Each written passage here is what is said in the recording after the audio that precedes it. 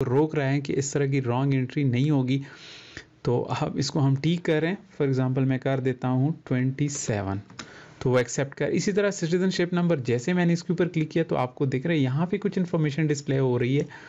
ये देखें, पहले से मैंने अभी एंट्री नहीं किया, लेकिन आपको पहले से बताया जा रहा है कि you must enter your valid 13 digit citizenship number. तो यहाँ पे आप 13 डिजिट का सिटीजनशिप नंबर एंटर कर सकते हैं। अगर इसके अलावा करेंगे तो वो आपको खुद बता देगा। जैसे मैं यहाँ पे एंट्री करता हूँ, मैंने 13 डिजिट के बजाय चंद कम डिजिट एंटर किए। तो मैं जैसे एंट्री करता हूं तो वो देखे आपको आपको इन्फॉर्मेशन दे रहा है कि भाई आपने इनवैलिड एंट्री की है। तो अगर आप चाहें यूज़र को यहाँ स्टॉप भी कर सकते हैं, रोक सकते हैं, ताकि वो बिल्कुल 13 डिजिट के अलावा कोई एंट्री एक्सेप्टेबल ना हो।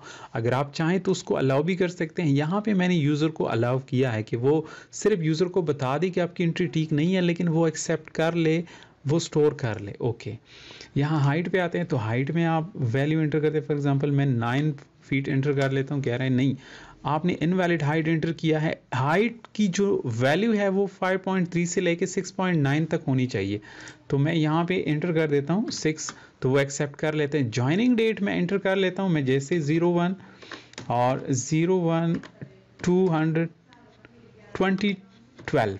तो ये देखिए, मैं जैसे एंटर करता हूँ ये एक्सेप्ट नहीं कर रहा, कह रहा है invalid, wrong entry, your joining date must be after 1/1/2016 के बाद का डेट होना चाहिए, ज्वाइनिंग डेट पहले नहीं होना चाहिए। तो मैं इसको ठीक कर यहाँ पे मैं कर देता हूँ 19। तो आप देखिए एक्सेप्ट कर रहा है। इसी तरह एंट्री टाइम के ऊपर उन्होंने पहले से हमें इंफॉर्मेशन दिखा दिया कि entry time must be between 9 AM to 5 PM। इसका मतलब कि 9 और 5 की वैल्यू एक्सेप्ट करेगा, इसके अलावा कोई वैल्यू एक्सेप्ट नहीं करेगा। फॉर एग्जांपल मैं 6 PM लिख देता हूँ, 6। ये देख एक्सेप्ट नहीं कर रहा। अगर इसको मैं यहाँ पे 4 PM कर दूं तो ये एक्सेप्ट कर लेगा। अब ये वैलिडेशन आप कैसे करेंगे, कहाँ से करेंगे, तो मैं आपको समझा देता हूँ शुरू से। कंट्री की सेल्स में वैलिडेशन करना चाहता हूँ और इसमें चाहता हूँ, और मैं चाहता हूँ कि इसके अंदर सिर्फ और सिर्फ यही countries, Pakistan, India, Japan, China, Iran, ये नाम मैंने यहाँ पे अपनी शीट में यहाँ पे लिख के हैं अपने साथ। ये देखें, Pakistan, India, Japan, China, Iran, सिर्फ यही नाम इन सेल्स के अंदर एक्सेप्ट हो, इसके अलावा किसी कंट्री, कोई और कंट्री एक्सेप्ट ना हो।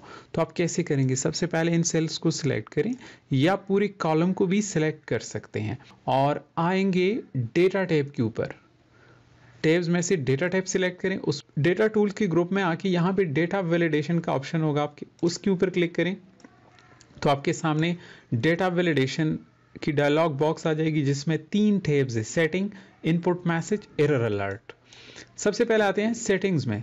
सेटिंग में यहाँ पे जो ड्रॉप डाउन लिस्ट आपको दिख रहा है, हम इसके लिए क्या करेंगे, लिस्ट का ऑप्शन यूज करेंगे। लिस्ट का ऑप्शन यूज करेंगे और यहाँ पे क्या करेंगे, वो सोर्स बताएंगे कि कौन सा लिस्ट आपको चाहिए। मैं कहता हूँ यही नाम, भाई ये जो नाम है इसको सिलेक्ट करें और यहाँ पे ओके कर दें। तो यहाँ पे अब आप देखेंगे कि वही नाम, लेकिन अब